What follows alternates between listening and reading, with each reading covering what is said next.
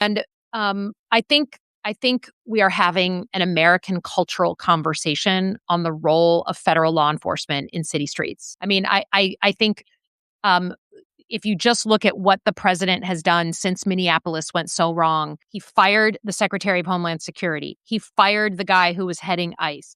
He put new people in charge.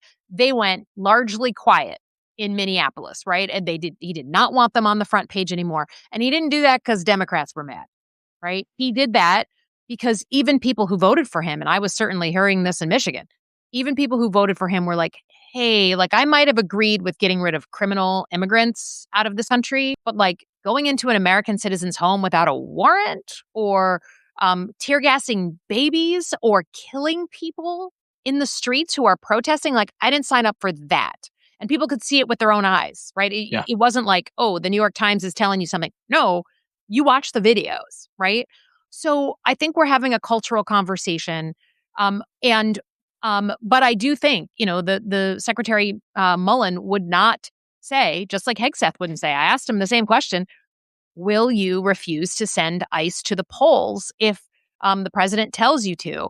And I think, and he said no, he wouldn't refuse. Right. And I do think it's important, though, to understand, because people are like, well, what if there is a security situation? Lord knows the Russians, the Chinese, or like, let's say there's an angry group of protesters who are armed. Like, our local law enforcement are the first line of defense. They're the most trusted. People know who they are in their communities. If there's legitimately, and I would need to see legitimately what that threat was, then law enforcement is perfectly capable of taking care of that. That is to me not the issue. But I will say the reason why I focus on this so much is because there is an authoritarian playbook. And we just saw it in Hungary. We've seen it in Poland.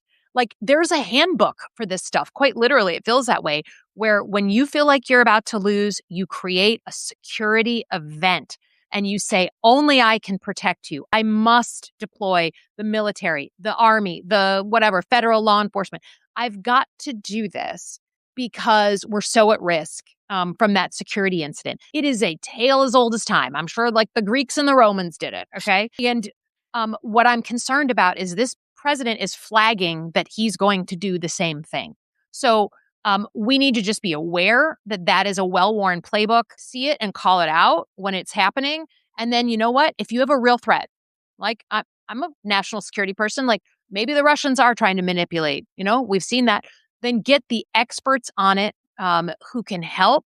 You don't need to deploy federal law enforcement or uniformed military to surround polls, collect ballots, collect voting machines. I'm glad you